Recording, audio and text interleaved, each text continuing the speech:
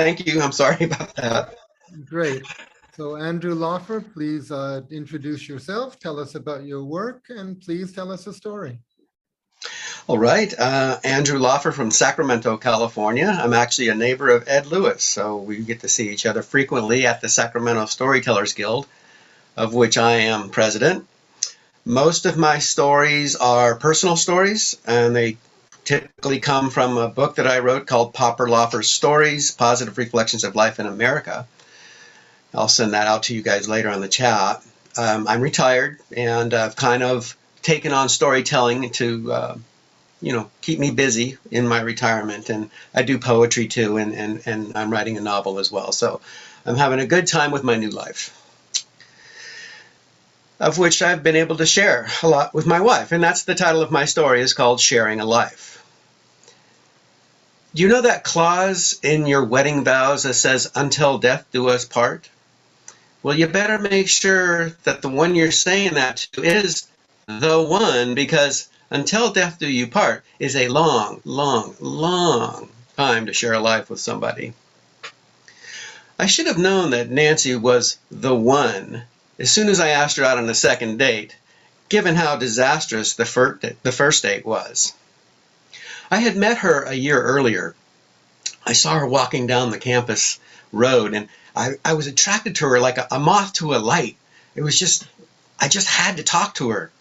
So I gave it a try. I said, "Hello." She said, "Hi." I said, "I'm Andy. What's your name?" "Nancy."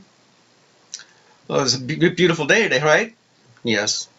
I mean, that's how it was. One word answers for everything I said to her. And not only was it that day, but it was for a whole year. A whole year I tried talking to this girl, and she wouldn't talk to me. And as it turns out, I found out later that she was in a man-hating phase of her life because she had broken up just before I saw her that day. She had broken up with a guy, and she didn't want to have anything to do with any men. So fortunately, I didn't take it personally. She didn't know me. I don't know why. Didn't know why she didn't want to talk to me. So I just kept trying. One day I saw her in the library across the way. So I went over to talk to her. I said, "Hi, Nancy, how are you doing?" And she goes, "Oh, hi, Andy. How are you? That's nice to see you. How's school going? Everything." I mean, she started talking to me like a normal person. And it was great. We had such a wonderful conversation. And I asked her out. When I asked her out, she said, "Oh, that would be nice. That would be real nice." I'm telling you, my heart skipped a beat. Not only was this girl who I've been pursuing for the last year talking to me finally, but she thinks it's going to be really nice to go out with me. I was thrilled. I gave her major, major points for that answer. So we set a date for the first day of spring. It happened to be the last day of the quarter at UC Davis where we were going, and it also happened to be the grand opening of the university pub, which will come into the picture later as we talk. I get all dressed up, go over to her house. Nobody comes to the door. I don't hear anything. Again, no one there. I've been stood up. I can't believe it. I'm all dressed up. I've never been stood up before. I was exasperated. My shoulders slumped. I kind of turned around and put my hands on the rail, looking out at the street thinking, well, where am I going to go now? I'm all dressed up. Well, motion to my left caught my eye, so I see Nancy walking up the street. And she's in a beautiful spring dress. I still remember the pattern, the flower-colored pattern on it. She had been to her mom's house, which is down the street and around the corner, ironing her dress. So she was a little bit late. So she apologized and invited me into her house for last-minute preparations. Well, I was standing in the living room, and I could see her bedroom door was open, so I could see her making preparations in there. And so she puts on a little perfume, and then she takes some lotion, and she rubs it on her hands, and then she rubs it on her elbows. And to me, that was just a really feminine thing to do. And it just gave more points to her as far as I was concerned, more positive points. I'm going out with a real girl tonight. I take her to a movie. Now, admittedly, this movie was boring. Something happened in the movie, and I looked over at her to make a comment. She's out like a light, mouth open, head back against the chair, just completely out, as peaceful as can be. But I suffered through that movie, that long, boring movie by myself, essentially, because she was sleeping. So the positive points were starting to melt away. After the movie, I woke her up and suggested we go out to a nightclub. Oh, okay. So we take her out. It's disco era time. And the lights are flashing, flashing, flashing. And the music's just really, really loud. And we find a little table, and I'm talking to her. I'm really loudly because I got to get over the noise. But I'm talking and I'm talking and I'm talking, and she's not saying anything. She's going, That's it. She's not saying anything. My mouth's getting dry. I'm thinking, man, am I that boring? I mean, my confidence is going way down. The positive points are just melting away really, really quickly. Finally, she says, "Can we get out of here?" I'm like looking at her going, okay, there's a few positive points left. And she was cute. So I said, as a last-ditch effort, I took her to a river nearby that I like to go to watch the water go, flow down and get the night air. Well, apparently that's exactly what the doctor ordered, because she suddenly started to talk and started to come alive. And it was great. We were having fun again, and the conversation kept building. The positive points were starting to build back up. It was really nice. And that's when I found out, after her last final on the last day of that quarter, she went to the pub to celebrate the grand opening. And I guess I'm lucky that she made it to the date at all that night.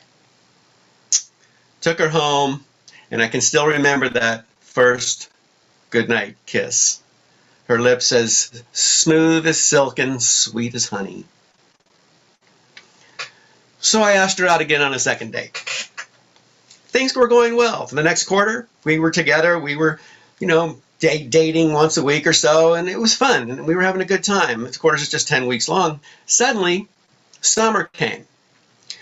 Neither one of us come from money, so we had to get summer jobs. I had a job already on campus, but Nancy had to go hours away to get a job as a firefighter up in the mountains. So she was gone. Suddenly, this fun relationship we were having is not happening because she's just gone. So it really put a damper on things for me anyway. So she was up there, I don't know, for about a month or so, and I was doing fine, kind of waiting for her to get back. But then suddenly my eyes kind of started to wander as pretty girls started walking by. I couldn't help but notice them.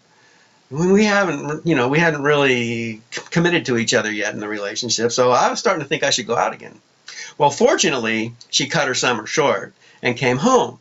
So I was thrilled. I was really happy we were going to be able to take up where we left off. Now, we did, I don't know if I don't think I was in love at that point in our relationship.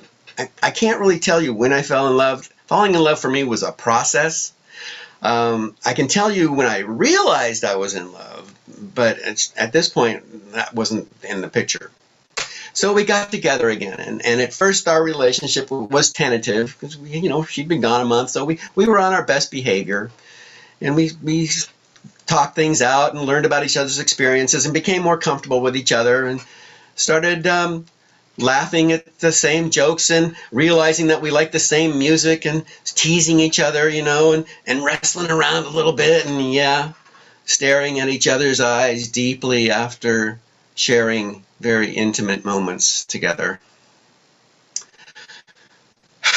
But love still wasn't in my mind. I was having a good time. She was having a good time. I mean, it just didn't occur to me. I don't know why it didn't. So we had been going out for about 5 months, and my mom invited us to dinner. She wanted to meet this girl that I'd been going out with for 5 months. I just hadn't had that many girlfriends, so she wanted to meet her. So, okay, I take her up to meet my mom. Well, unbeknownst to me, 4 older sisters that I have wanted to meet my girlfriend too. So they're all there. Everybody's there. It was fine. My wife comes from a big family. It was fine. We were having a really good time until I said something, but I did say something that my sisters disagreed with. And when they then got all over me, they're telling me why I was wrong. All 4 of them, they were really jumping on me. I don't know. My older sisters don't reserve their opinions, whether I ask for it or not. So they were just really getting on me. So I was letting their playful banter roll off my back. Well, then my wife spoke up to defend my position. Well, when she did that, all four of my sisters completely clammed up. That just shut up. It was unheard of that would ever happen. And when that happened, I looked up at her and I just said to myself, I love that woman. I don't know why that was the moment that made me realize that I was in love with her. You know, there was no fireworks, no romance going on. It was just a genuine interaction. You know, it was amazing. You know, I'm not sure why it was the tipping point. Maybe it was just because she defended me. She saw something in me that others didn't see. She respected my opinion.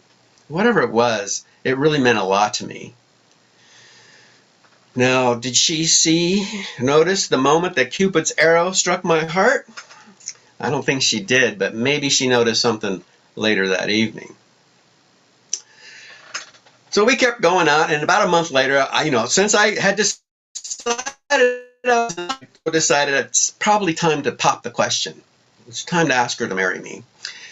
And when I decided that, I couldn't get it out of my head.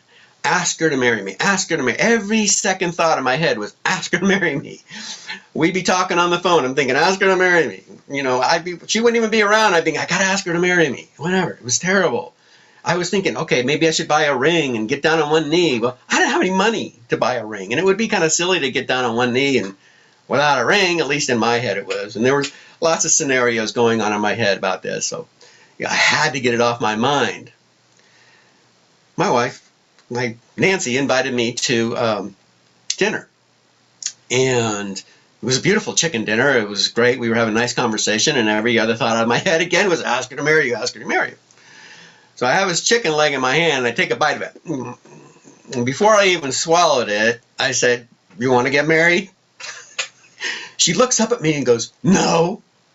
And it's like, man, I just about choked on my chicken. I couldn't believe what she said to me. I was totally rejected, thinking to myself, what am I doing here? And then she saw the look on my face, and she said, are you serious? And I said, well, yeah, I'm serious. And she says, yeah, I'll marry you. I will. So that was, a close one, and I was so relieved. I was so happy that she said, yes, I'll marry you. And then I got that question off my mind.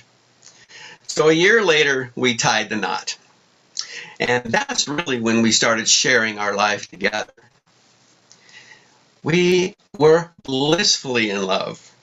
We didn't have a problem in the world except that we didn't have any money, and so we were struggling to make ends meet, like most married couples. Took us about 8 years to get a house, and we both had college degrees, but we had to get advanced degrees, and we wanted to be better jobs so that we could get what we wanted out of life. And so I would work and she'd go to school, and she would work and I would go to school, and together we raised ourselves up, and we share in our individual successes. We also shared in 2 pregnancies. The first pregnancy was with my daughter, Amanda, and Nancy was 36 years old, and her body was just expanding, and she was getting all these tweaks and pangs and things, and we didn't know what they were. We were frightened almost the whole 9 months. But we finally had a beautiful baby girl. 2 years later, Nancy got pregnant again. We knew what the pings and pangs were, so we didn't have to worry about that. We knew what to expect that when that happened. But what I didn't know would happen was that she would become angry with me. For 9 solid months, she was angry with me because I did that to her. I guess that's why. I mean, we tried to have the baby. We knew we were going to have the baby, but I put her in this position. So now nothing I did was right. I couldn't buy her flowers. They were the wrong flowers. I couldn't pay her a compliment. They weren't genuine compliments. Oh, no, just nothing. It was the longest 9 months of our marriage, let me tell you. But as soon as my son was born, everything came back to normal, and it was wonderful. Well, then we had to start thinking about daycare and about enrollment in elementary school, and then about study habits and homework and sports programs and scheduling and driving here and there. And then finally they get into high school, and they have to start thinking about dating and, prom dances and things like that, and bullies and fights and the drama that everybody has to deal with in high school. Thank God they graduated They actually both went to college, and now they're both beautiful adults on their own and doing just fine. These are major life events that I've been able to share with my wife, and it has been so delightful. You know, we're retired now, and both of us have slowed down quite a bit. We're experiencing that together. We're sharing that together. We still have weddings to look forward to and grandbabies to look forward to. Can't wait for that. You know, our love has changed, though. It's not a blissful type of love anymore. It's more foundational. You know, a foundational love that she and I can count on, and that our kids can count on, and hopefully our grandkids will be able to count on. Unfortunately, at this stage of our marriage, we don't always acknowledge that as much as we should. But, you know, there are still moments in a day when I realize how happy I am to be able to share my life with my wife. Just the other day, we were doing dishes. I mean, a simple thing. I don't know why it came over me, but we were doing dishes together. We were sharing in that chore together, putting things away, cleaning them up. When we were finished, I was just so happy to have my wife to share my life with. Sharing a life, you know, it has its ups and downs, no doubt about it. Thankfully, the ups are so good that it makes it worth sticking it out through the downs. And yes, we still irritate each other more than we want to. But after over 40 years of marriage, the little irritations give way to a great joy of sharing a life with the one. Thank you. Thank you.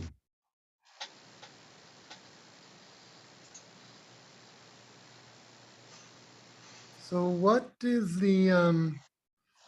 I feel the key parts of the story are near the beginning when you were courting her and she had points, she got points when she was uh, made you happy. She lost points when she was more difficult.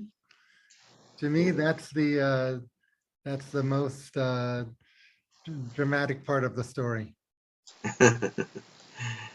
Yeah, yeah, it's kind of, I mean, my goal was to just show the growth development of such, I was such an immature man, you know, when we first met and not knowing things about women really and how feminine she was and then, you know, just growing into a wonderful life with her. It's been great. Um, I've been real lucky too. Yeah. And you told it in a very relaxed, engaging, interactive fashion. What did you see as you were telling? Did you see any of us? No, I wasn't looking at I wasn't looking at you at all. I was Ah, just looking at the at the light. camera. Yeah. But it felt Yeah. like you were talking to us. Hmm. Yeah. Great. Anybody else? Any thoughts, comments, questions?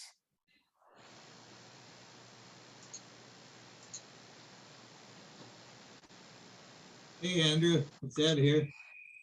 Hey, Ed. Hey, so I've heard you tell that story before, and um, what what I really liked about this telling was your energy and your expressions. I mean, it Hmm. was just I could feel it. I could feel what you were feeling. That was very touching, and it's a journey. You took us through a very interesting journey that many of us have been through, whether we're male or female, been through that journey of love and how that evolves. And if we're fortunate to find someone that we can be with for a long time. Um, so it's very relatable. So thank you very much. I Thank you. appreciate the story. Thanks, Ed. Nice comments. Thank you. Okay.